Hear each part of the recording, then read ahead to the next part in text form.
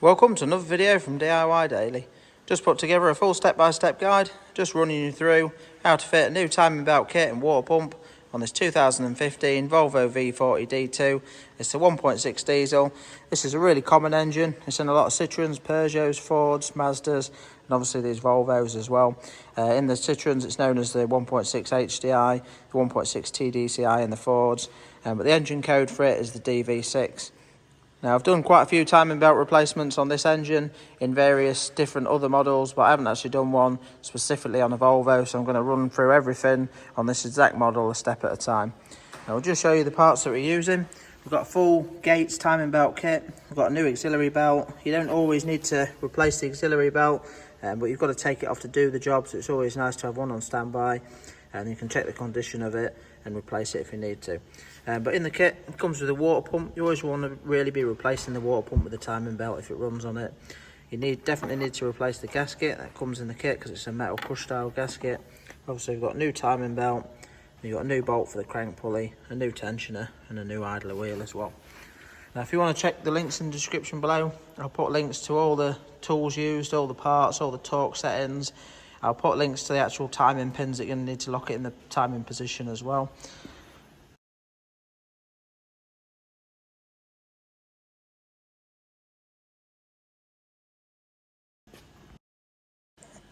Now you can see we're using a two-poster ramp. It does make the job a little bit easier, but to be honest, it's not too bad to do at all without a ramp really. All I'd do if I didn't have a ramp is just jack it up quite high on the driver's side. We're going to need this driver's wheel off just to give us a decent bit of access to the bottom section of the cam belt and the crank pulley and everything there. But all we're going to do to start with, I'm just going to take the engine cover off. Just simply pops on. It's really easy to get off. We'll get that out of the way, then we'll start running you through everything a step at a time. We'll get most of the bits out of the way on top that we need to do, and we'll make use of the ramp, put it up in the air, do anything that I need to do from underneath just to get a few bits stripped down, because at some point we're going to be needing to take the engine mounting off. We'll need to obviously put like a jack underneath the sump to support the sump, to support the engine. We'll take the engine mounting off, and then once the mounting's off, we're only going to be able to work from a certain height anyway. But yeah, we'll just crack on, get this cover off and get started. And if you haven't already subscribed to the channel, just make sure you click on the red subscribe button below to make sure you don't miss out on any future content.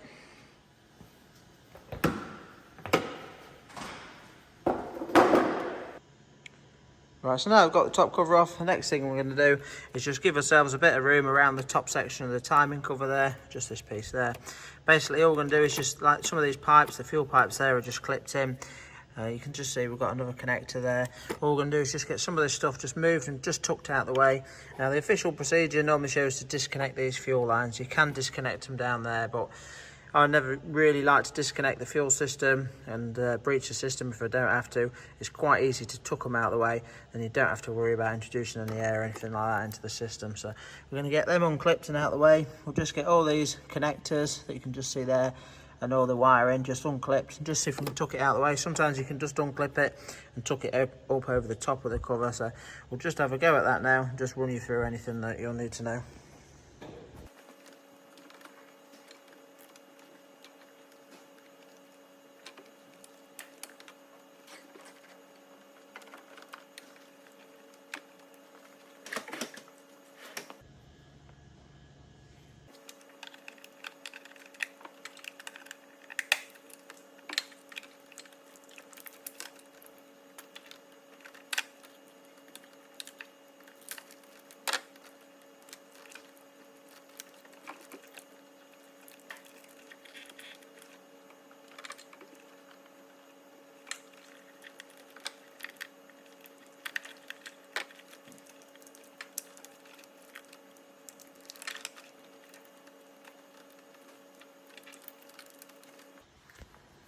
So you can just see there, just use the clip tool just to pop some of the clips out there. Now on this one, actually some of the wiring harness is quite tight, so I'm only going to sort of be able to just leave it in this position. On some of the Peugeots and Citroens, there's enough room for you to just tuck the wiring over the top, which just gets it out of the way a bit more, but it's going to be quite easy to work around in this sort of position here, that's all. So you can just see I've just disconnected a few of the sensors and just one or two of them down there as well, just to give us a little bit more flex on the cable, that's all. But next thing we're going to do, just need to get this bracket off there, which you're going to need a Torx 27 bit for that. And then we've just got some little 7mm screws that we're going to need to get off. And just see there's one there. There is one behind this cover, just in there. That's why we need to take that off. There's another one just down there as well. So I think that's it for the top piece. We'll just undo them, get this top section of the cover off, and then we'll probably be sending it up in the air after that.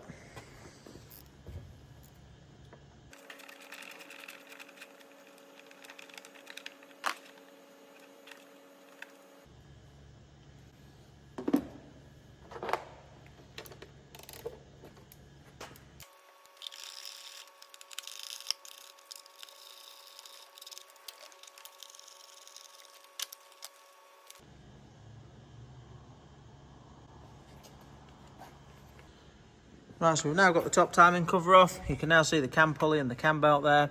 The next thing now, not really too much we can do from on top at the minute with the engine mounting on, so I'm going to send it up in the air, run you through everything that we need to do from underneath, then we'll be dropping it back down, taking the mount off and supporting the engine with the jack. But just what you can see now, just show you quickly, this little locating hole there is what we're going to be using to pin it up. Basically a pin goes directly through that and into another locating hole, which you can just see at the back behind there. So when it's in the timing position, that little locating hole will be round in about this position there, and it'll go straight through. But once we're ready to time it up and pin it up properly, we'll run you through that a step at a time. But yeah, we'll just get it up in the air, we'll get the driver's front wheel off, and then run you through the next step.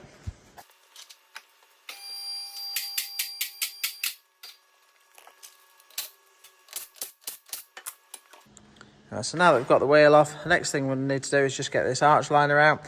It's fairly straightforward. We've got a bit of a different mix of, got some 10mm plastic nuts there, all the way up this side of the bumper there. We've got some little torque screws.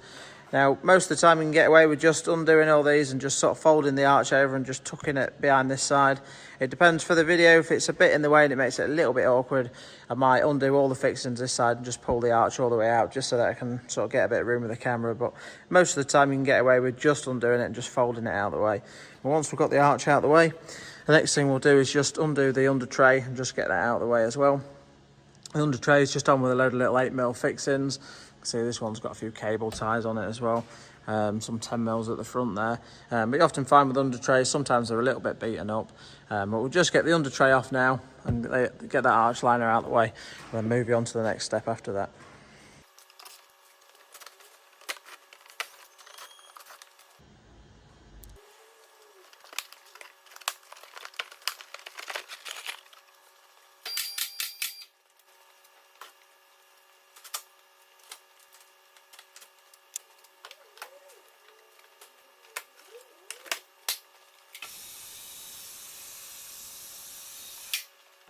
Right, so we've now got the under tray off and the arch liner out of the way. You see we've now got a decent bit of access to the crank pulley there. And just one more thing that I was just going to do from on top that I forgot to show you first. Basically just removing the auxiliary belt. You can just see this is the belt tensioner there. And a nice easy way to get it off. You just want your 15mm spanner just on the top of the tensioner there. You can just see your spanner just slots over there, and you can turn it in that direction there. And as you turn it that way, the belt, it'll take the tension off the belt, and you can just remove the auxiliary belt really easily. So we'll just do that quickly now.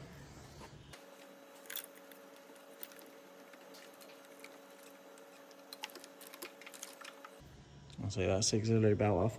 Just a way to check the auxiliary belt, if you just turn it inside out and just sort of pinch it up, if it's quite badly worn, you'll normally get like a load of little splits in there on the inside. It doesn't actually look too bad, this one, but being as though we're taking it off to do the job anyway, we are going to fit a new one on it.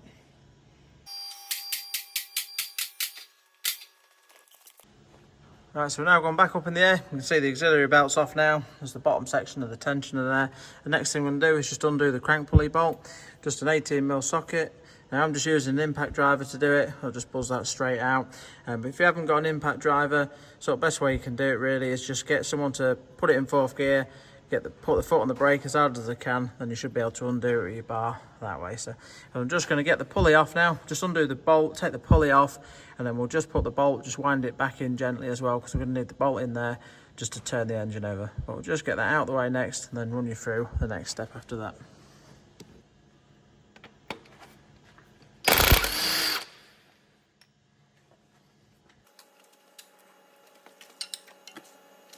Just to show you quickly as well, on the bottom of the pulley, on the back of the pulley, there is a little cut out there as well. Just when refitting it, you need to make sure that it just lines up and just slots over that little cut out there as well.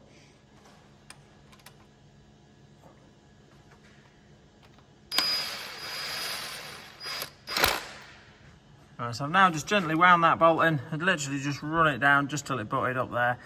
Just to sort of make you aware, you do need to be a little bit careful with this ring just there. Basically that's a magnetic pickup ring for the crank sensor. The crank sensor is located here. You can just see the head of it there, just off the ring there. So you do need to be careful not to damage that ring. But the next thing we're going to do at this stage now, basically just undo all the bolts that we can find to get this plastic lower section of the cover off. Obviously, most of these are just 7mm bolts. Once we've got the cover off, we will just undo the 8mm for the crank sensor and just pull the crank sensor out of the way. And there is a couple of little clips again, little wiring clips there, just where the harness clips into the casing as well. But we'll undo as many as them as we can. And I'll just show you just up there, the little, you can just see that clip just there. That's the one that we took out from on top. That one just goes into the side casing as well. So we'll just run through that now. I'm pretty sure with the engine mounting on we can get this cover off, but I'll just have a crack at that now and let you know how I get on. And once we've got most of that stripped off, we're then going to be ready to drop it down. We're going to be putting the jack underneath the sump. We'll use like a rubber pad or a block of wood under there, just so we don't damage it, just so we can take the mount off and lift and lower the engine as we need to. But yeah, we'll just crack on now and get this lower section of the cover off.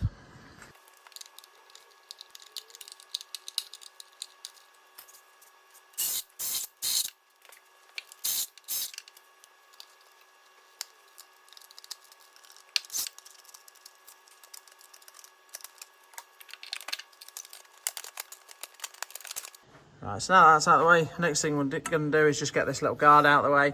Now you won't see this on all these models with this engine in it, it's only on some of them, but it's quite straightforward to get off.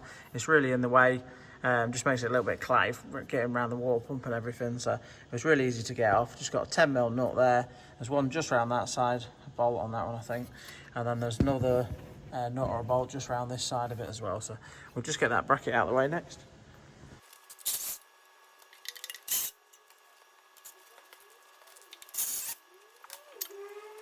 That's the bracket out of the way.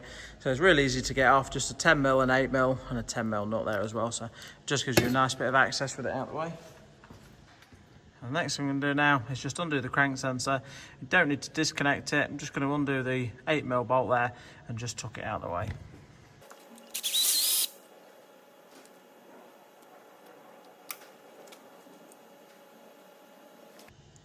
Right, so now that we've got the crank sensor off, we're pretty much done as much as we can do up in the air at the minute. We're going to need to drop it back down now, put the jack underneath the sump to take the weight of the engine, or we'll take the engine mounting off, and then we're going to be getting it set in the timing position. Once we've got it pinned up in the timing position, then we can get the belt off and the water pump off and run you through everything a step at a time there. But just while it's in front of me right now, I'll just show you quickly on the crank pulley here. You just see the little circle hole there is basically what we're going to be using to put the timing pin or the drill bit through, and when it's in the correct position it'll be somewhere up around this position just there, and if you just look over the top you can just see that little locating hole. Basically the pin is going to line up and go directly into that hole there. But it's always nice to time them up with it in the position that you can see the camshaft pulley, because basically you get 2 full rotations of the crankshaft to one of the camshaft. So basically if you turn the crankshaft pulley and just line the bottom hole up there, you could find that your camshaft is 180 degrees out and the hole will basically be 180 degrees out from the timing hole. And then if you do another full lap of the crankshaft the second time round, your camshaft should then line up. Well, if you always line your camshaft up first, you know that it'll be right. So it's always easiest to do it that way. So I'm just going to drop it down now, put the sump on the, put the jack on the sump, just take the weight of the sump, and then we'll get the engine mounting off. And again, once we're ready to pin it up, we'll show you in a bit more detail as well.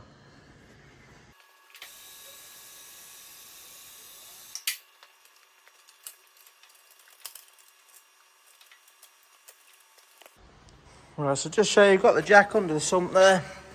Just used a block of wood, and I've put it slightly to the sort of right hand side of the sump. It's just that way. And once we drain the take the water pump off and lose the coolant, it just allows a bit of room to get your catch tray just a bit under a bit further, that's all. And all I've done is just give the jack a really just a few light pumps just to take the weight of the engine. All I'm looking to do is just take the weight so that when I undo the engine mount, the engine doesn't just drop down all of a sudden, that's all. So at this stage now, I'm just going to take this top engine mounting off. And you can just see we've got a couple of bolts there, and obviously 2 down the back there as well. So we'll just get that piece of the mount off.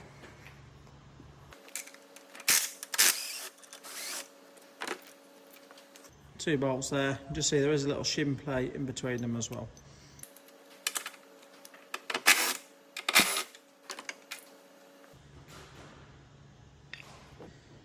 Right, so we've now got the first part of the engine mount off. I've just used the jack to jack the engine up a little bit just to make it a bit easier, just give us a little bit more access, because we're going to need to get the second part of the engine mounting off, which you can just see we've got a few bolts. You can see these 2 just there, but there is some more in it as well that just go directly into the engine block. So we're going to get them out of the way next.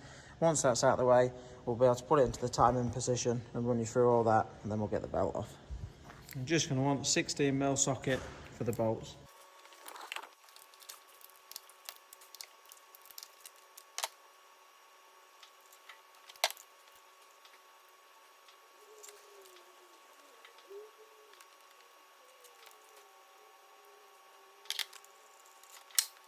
Just 4 bolts, just holding that piece on. Right, so now that the mount's off, we can see all the timing belt. It's a shame the wiring harness is a little bit in the way on this one for the video. It's quite easy to work around, but just for the video, it's going to be in the way a little bit. But all I'm going to do now, I've just got an 18mm socket, just on a nice long extension with a ratchet there, just so that I can basically put it onto the pulley there, and I can sort of turn it over from outside the wheel arch while looking at the camshaft pulley at the same time. So all I'm going to do is just turn the engine over. Now you should always turn an engine the direction that it would normally run, in a clockwise direction. You shouldn't really turn it backwards. If you just slightly sort of go past your mark, it's okay just to tweak it backwards, but really you should always just turn it the direction that it would normally run. So but basically I'm going to put that 18mm socket on there. I'm going to turn it over. I'll turn it around just to this. Basically the hole there lines up, and it's nicely in line with that little hole at the back there. Once we've got that in line, I'll show you once we've got there, but the timing mark, as long as it's obviously timed up correctly and it's not jumped to 2 or anything like that, but this one's only done 50,000, it should be bang on in line. So, but that hole there should line up, but we'll show you that again once we're there. And there is a timing mark on the fuel pump pulley as well, which just lines up. Again, there's a little cut out there where a pin will go in, and you can't quite see it. I'll show you on the, it's just there actually at the back. It just slots in between that little groove there, but as for now, I'll just turn it over, get it in the correct position, then we'll run you through everything once we're there.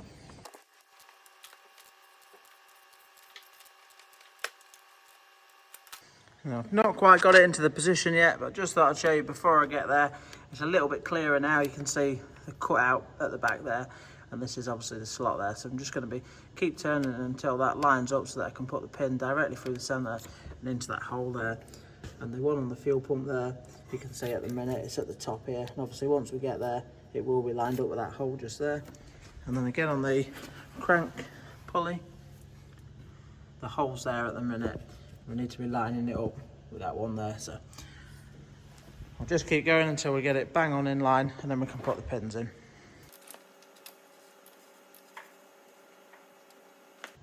Right, so I've now got it bang on in the timing position. If you just look through on the camshaft there, you can just see that that lines up perfectly with the cutout there. Now I haven't actually got the proper pins for this one. I'll put a link to them in the description below. I'm just going to use drill bits. It's just exactly the same size. Basically we've got an 8mm one for this one and 2 5mm for the other 2 holes there. But I'll just show you quickly, one thing you want to check is just when you slot it through the hole, you just want to make sure that it lines up and slots directly into the back there, so you know you can leave your pin in and then it's locked solidly in place. But I tend to, when I'm doing this engine, I'll just make sure I'm in the right spot, and then I'll put a little paint mark on them, do the job. It's just the drill bits really in the way, that's all. The proper timing pins are a bit shorter, so it's a bit easier, but I tend to just paint mark all of them, and then I'll swap everything over, and then when I'm just double checking it, I'll just put the pins in just to make sure it's bang on in the right spot, that's all. But you can see that's for the camshaft there. I'll just show you the fuel pump. Now with the fuel pump, it always tends to line up so that the sort of bottom lobe there is just put up against where the sort of locator would be. So again, I tend to always set it back in the same position. It's just once the timing belt's off, you find that the fuel pump will move really easily.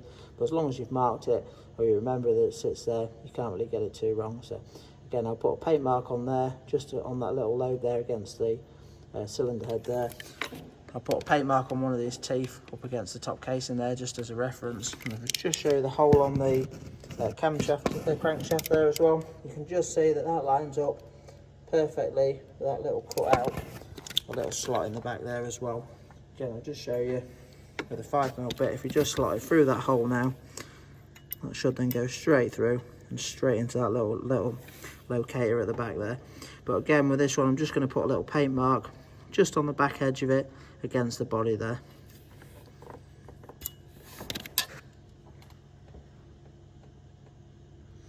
And just as I was saying earlier on, because I was using the camshaft to set the timing position, so I was lining this one up, the crankshaft was always going to line up. But if you just lined the crankshaft up there, you could find that your camshaft might be 180 degrees out. If that little slot is in this sort of position down there, if you just do another full lap of the crankshaft, just line the pin up at the bottom, and then you'll find that this one will then line up after that.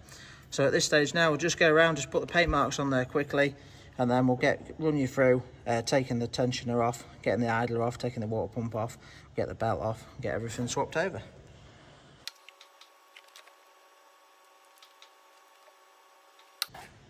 You can just see, I know I'm lined up bang on with the pinholes, just put a little paint mark on there just for reference now. And at this stage now, I'm just going to undo that tensioner bolt and just get the tensioner off and the belt off.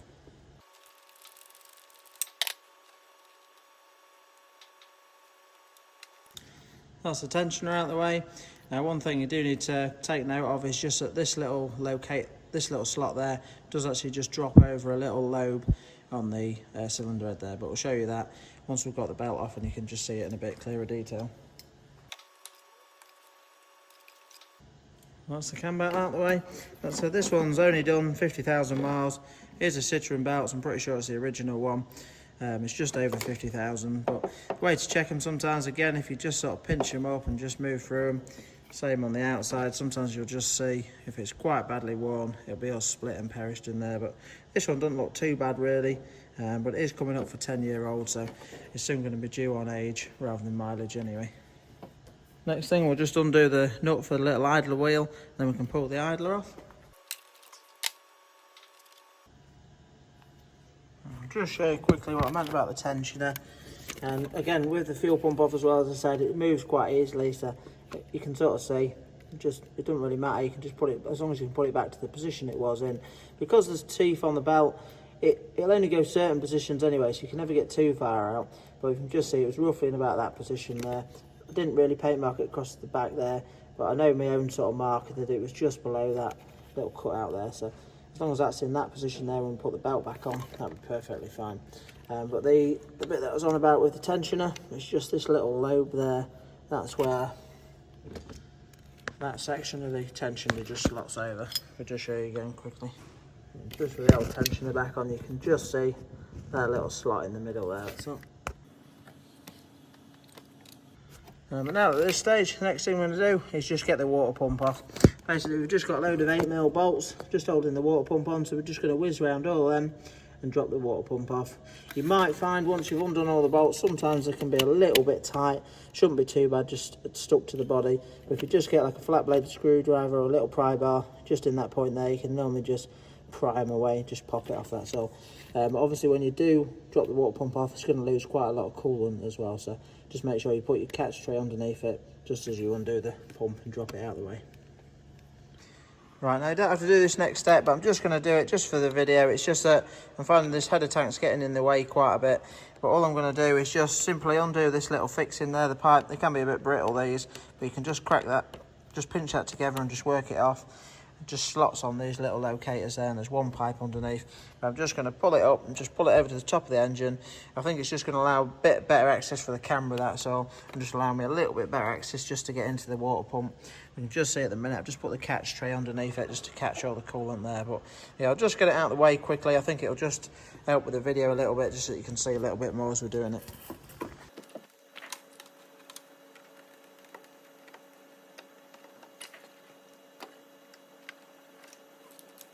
Just want an 8mm socket for them water pump bolts.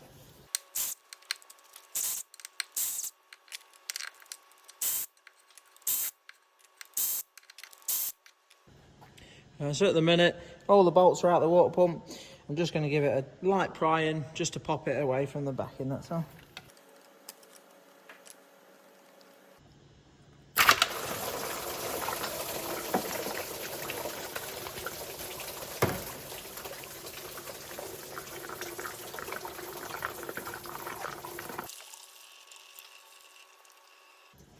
So that's the water pump off, and you can just see the main section of the gasket has stayed on the actual block there. So we're just going to take that off. That's the gasket off. Do need to be a little bit careful. They are quite sharp if you just catch them in the wrong sort of bit, that's all. Obviously at that as well, it has just left some of the remnants just on the block there. So the next thing I'm going to do, I'm just going to use a nice fresh razor blade and just run it along it.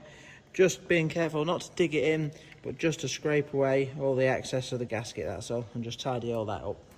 A few different ways or different tools you can use to do this, but I'll generally just use a nice fresh razor blade, and then sometimes just clean the last bit up with a bit of emery cloth.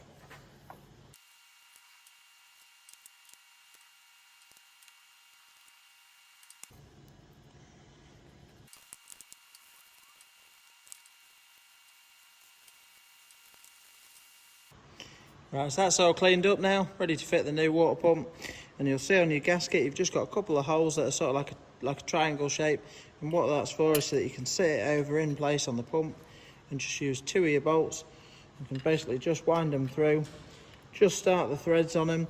And all that'll do on the triangle piece is just grab the gasket so that you don't have to worry about sort of holding the gasket and locating it into place. You can just see they're just started, and that'll just hold the gasket there now, so you can just simply push it on. We're now going to slot it into place. We're just going to run around it and just give all the bolts a really light nip, and then I'll run you through the torque setting and we'll torque them up quickly.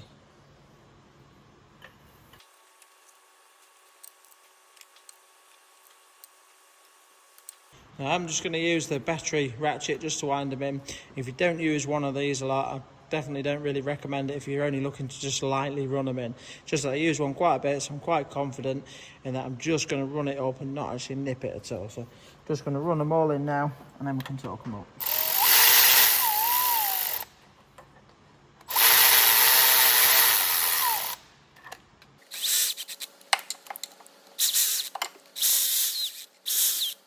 So the torque setting for the water pump is 10 Newton meters. Now if you're not using a torque wrench, 10 Newton meters isn't that much, it's actually quite a light nip.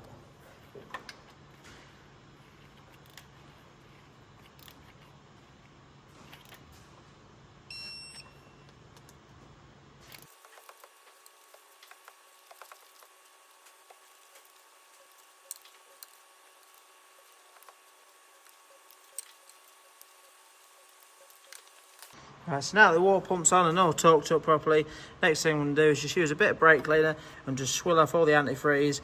Just that antifreeze is a lubricant, you don't really want it anywhere that your belt's that's going to get on your belt as well. So we'll just clean that up quickly, and then we'll get on to swapping the idler over, and then we can get the belt on and the tensioner, tension it all up.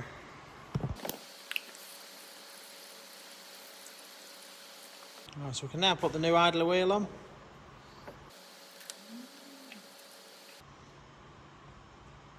And the torque setting for the idler pulley is 45 Newton meters.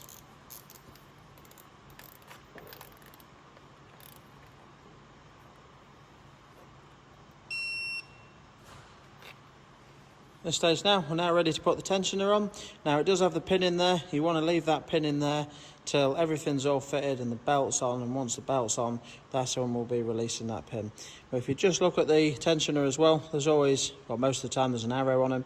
You can see there's an arrow there to show that when you're ready to tension it, we'll be using an Allen key in there. You turn it in the anti-clockwise direction to tension it. And obviously we need to make sure that we just slot this piece over that little lobe as well.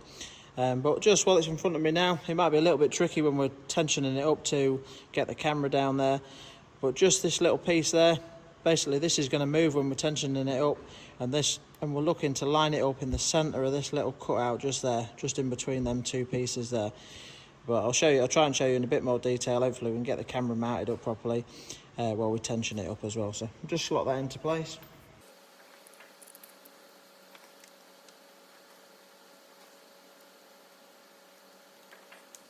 Right, so I've just got the tensioner bolted up. If you just look where the guide goes, you can just see it just slotted over that little lobe there. And just at the minute with this one, all you want to do is just wind it in and then just back it off.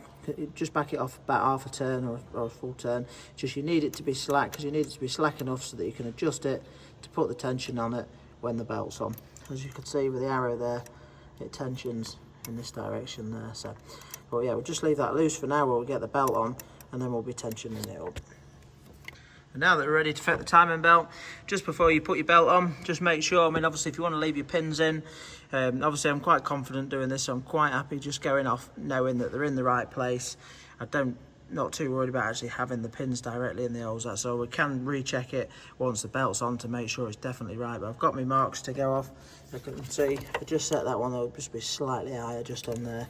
But again, I know that I'm right, and I've just checked it with a pin on the crankshaft there as well, so I'll just show you quickly.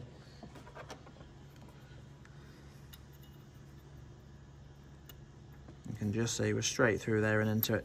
Just with paint mark, it didn't quite go as sort of neatly as I'd normally like to have done it, that's all, but you can just see that with the pin there, that's bang on in the right place. So next thing now, we're just going to get the belt loop round. Now when we're fitting the timing belt, it needs to be really taut. It is a little bit easier with two here, because sometimes you can put it around the crank first, and obviously you need to loop it around the magnet section of the pickup there. If someone can hold it on the bottom of the crankshaft, it makes it slightly easier just to work it around. But basically around the right hand side, you need to put it around the right hand side first, and it needs to be really taut on this side. The slacky side is going to be left for around the left hand side here, where the tensioner is, because obviously the idea of the tensioner is to take up the slack. So it is going to be a little bit taut, and you might find if you're tugging it quite tautly to get it round the pulleys that it might actually move the crankshaft round, but obviously if it does, just make sure you pull it back to the right spot before you hook it over the camshaft there, that's all. So I'm just going to loop it all around now and just show you as we're doing it anyway. Now, when fitting the timing belt, sometimes they have arrows on. If they haven't got arrows on, it's always good practice to fit them so that the reading reads in the direction that it's going to be turning over. So the belt will be getting fitted in that sort of position there, that's all. But yeah, I'll just get it all looped round now and just show you once it's in place.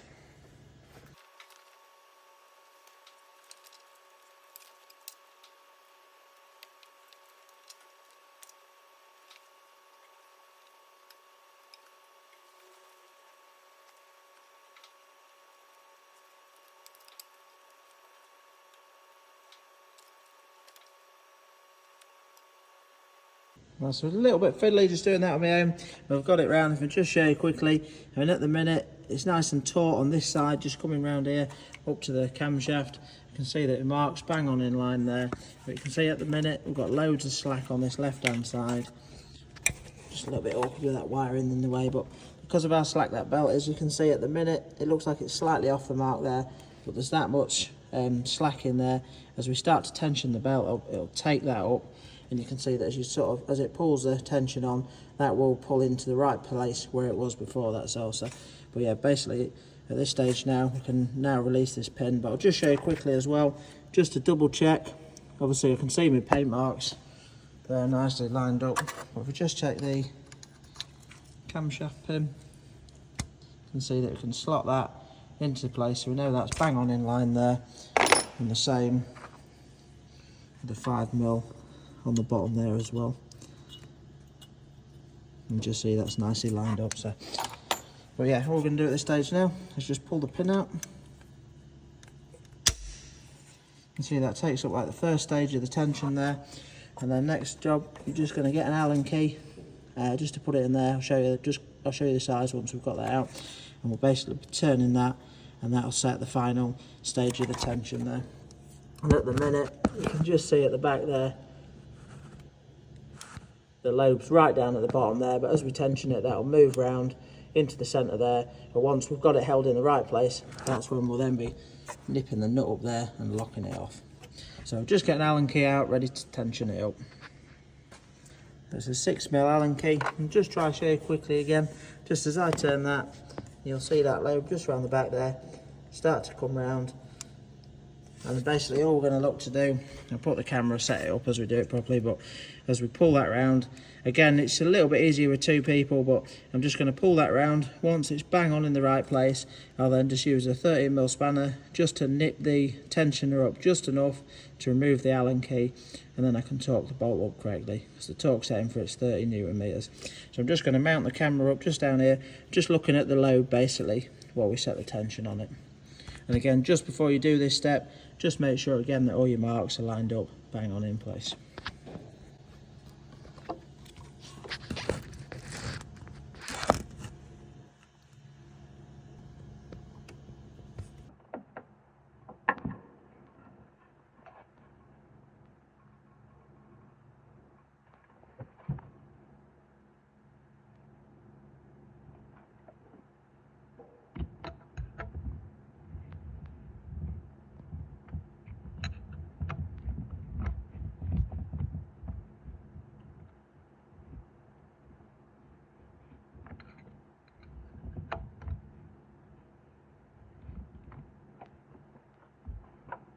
Right, so I've now got that nipped enough so that it's just holding the tensioner in place so that I can torque it up correctly. It was a little bit tricky to mount the camera, did actually drop it a couple of times and just had to edit it out quickly.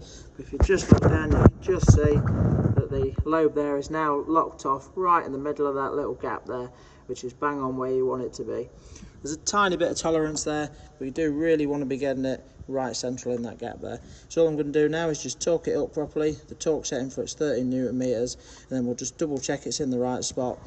Double check all our marks again. I mean, really at this stage now, just double check all your marks before torquing it up, because if it is slightly out, obviously you can just back the tensioner off, take the belt back off, adjust them quickly again, and then just reset it. But yeah, we'll just check them quickly and then just torque it up.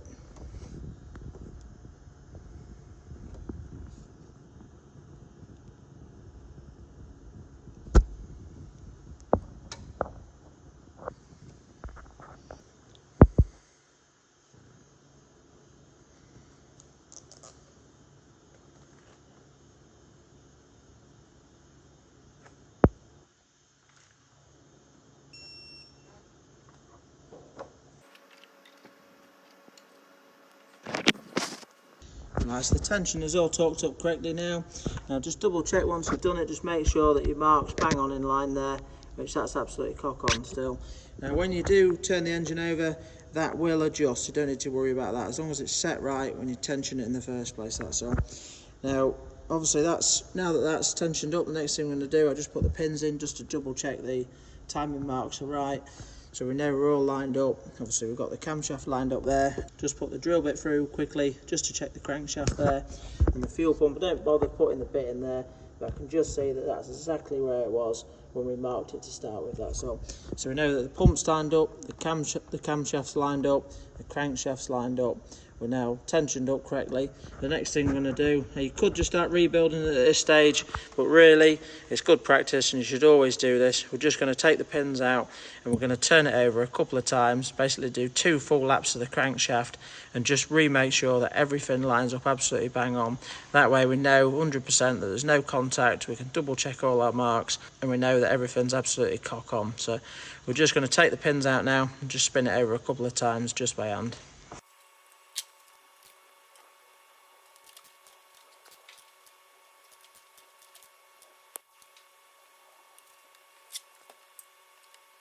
Right, so you can see now, I've done 1 full lap of the camshaft.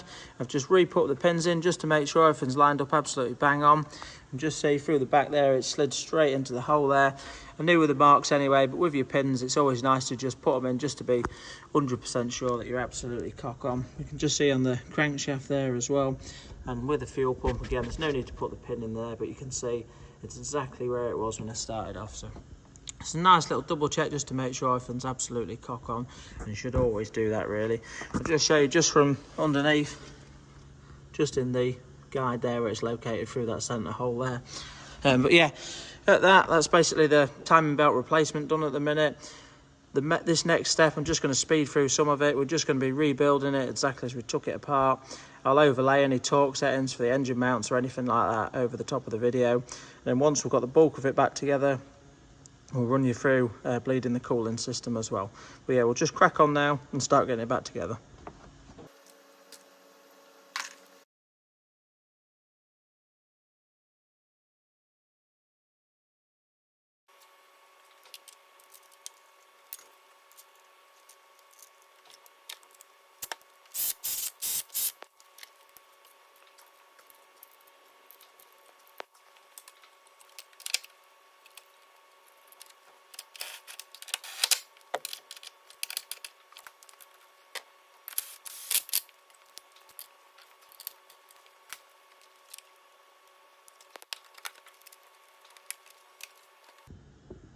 Right, so I've now got most of the bits back on the top, ready at the minute, and back into place, so that I can just raise the vehicle back up in the air. The engine mounts back on. I've just put the coolant bottle back over here.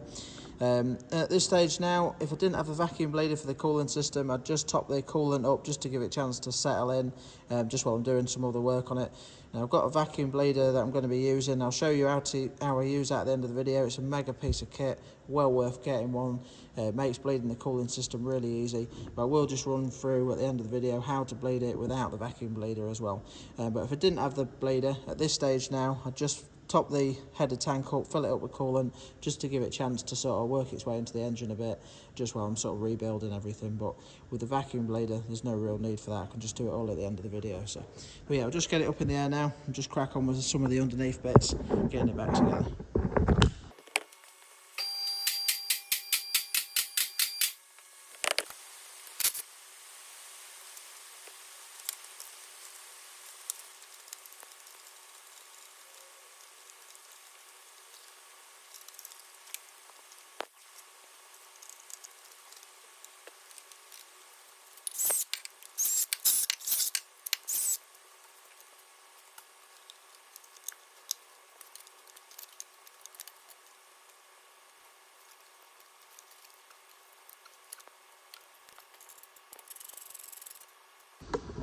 Right, so the casing's all nipped back up now. Put the crank sensor in there, just nip that back up.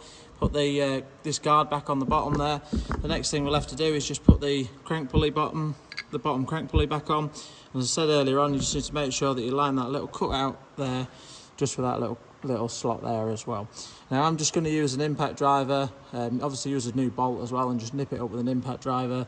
I normally just do it with an impact driver all the time. I've never had any issues, but I'll overlay the torque setting for it, and if you do want to torque it up correctly, you can get a tool to lock the flywheel, or you can just get someone in the car, 4th gear, put the foot hard down on the brake, and you can do it that way again as well. But I'm just going to nip it up with a buzz gun.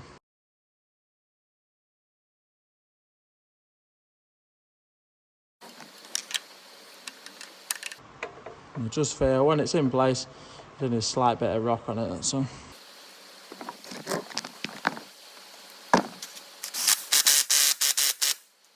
Right, so now the crank pulley's nipped up, I'm just going to lower it down. I'm not going to put the belt on just yet, I'm going to do it from on top. But there is, didn't show you earlier on, where you use the 15mm spanner to turn the tension around, there is actually a little slot with a hole in the tensioner where you can put a pin through, which will hold it round in the sort of backed off position. The only reason I didn't do that earlier on is just when you sort of leave it in that position, it tends to get in the way a little bit of the cover for the timing belt, so I always just let it back straight off again and then just pull the tension off it when I'm putting the belt on. They're not tricky to do on these, they're out, so not, but you can if you want to, you can pin it up. So, but yeah, as well, when doing a timing belt, I always like to leave like the arch liner out and the under tray until I've got everything up and running, so that I can just have a quick look at everything nice and clearly when it's running, just to make sure that there's no leaks, make sure all the cooling system's sealed correctly and everything. So yeah, we'll just drop it back down now, get the belt on, and just finish off the bits on top.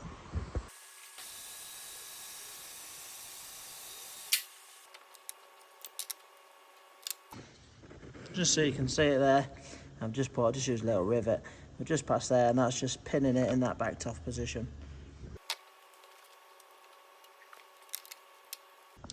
Right, so that's the belt on there. Now one thing you really want to make sure with your belt when you've refitted it, just make sure it's bang on in the middle of all the ribs of the pulleys. If you're just not careful and it's overrunning the ribs, if you're not careful when you start it up, the belt could ride off and damage the belt, or it could ride onto the inside and damage that. So just have a good look at it when you've got it on, just make sure it's nicely sat on all the ribs of all the pulleys.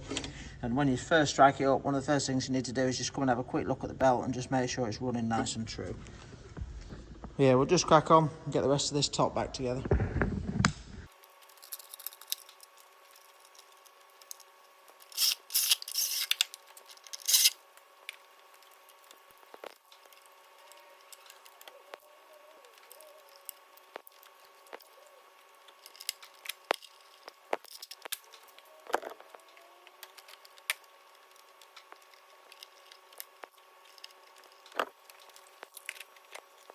Right, so all this top end's back together now.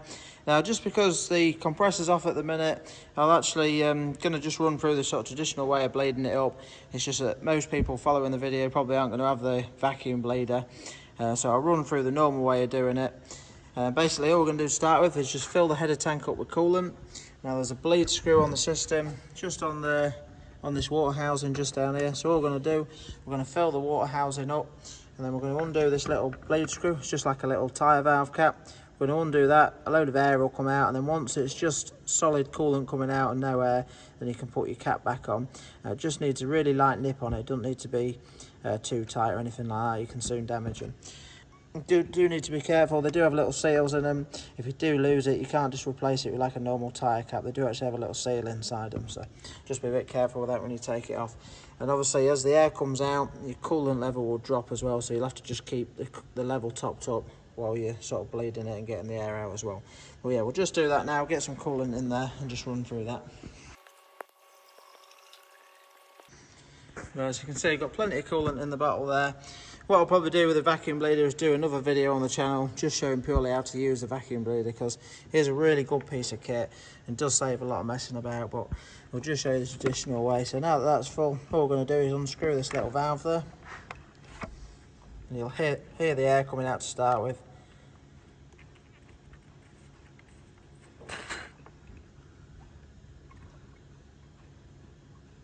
You see the levels dropping on the tank there. You might need to put the cap back on and top the level up if it drops too low. Yeah, I'm going to just do that. Just save making too much mess with it.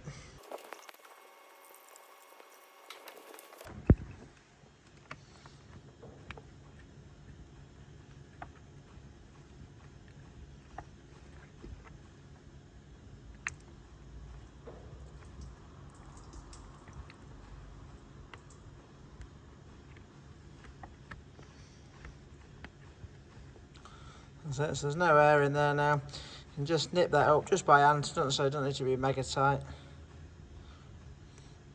And all I'm going to do is just get that bit of a wash off with some brake cleaner as well. Just nice, anything like this where you've had coolant out of it, you always really want to give it a clean up afterwards. It's just nice and easy that way to check and make sure you haven't got any leaks. So we'll just top the coolant level up now, swill that off, and then we'll be ready to start it up and check everything. Right, so this one's just got the one bleed screw. Some vehicles do have more than one, but as far as I know on this vehicle, it's just that one bleed screw down there. Now, to finish bleeding the cooling system, all I'd really do is strike it up, leave it running with the cap off, probably about 5 minutes. Then I'd put the cap on and basically run it up to temperature, make sure the cooling fan's cut in. I'd also put the temperature on high inside and put the fans on full speed, just to make sure some hot air starts coming through. Once you get hot air coming through, you know that the cooling system's bled. Obviously, while you're doing that, keep an eye on the level as well. And then as a final check, once you've run it up to temperature and everything, let it cool back down. Then once it's nice and cold, just check the level. And if you need to top it up, you can just top it up slightly as well. So, but yeah, at the minute, we'll just I'll just get in it, just start it up. As soon as you start it up, just have a quick listen, just make sure it sounds okay. If anything doesn't sound right, just get ready to turn it off and just come and have a quick look. But if it sounds okay, we're just going to come out, have a quick look at the auxiliary belt, make sure it's running true, and then I'll run you through any final checks after that. But yeah, we'll just go and give it a crank up now, make sure it's running okay.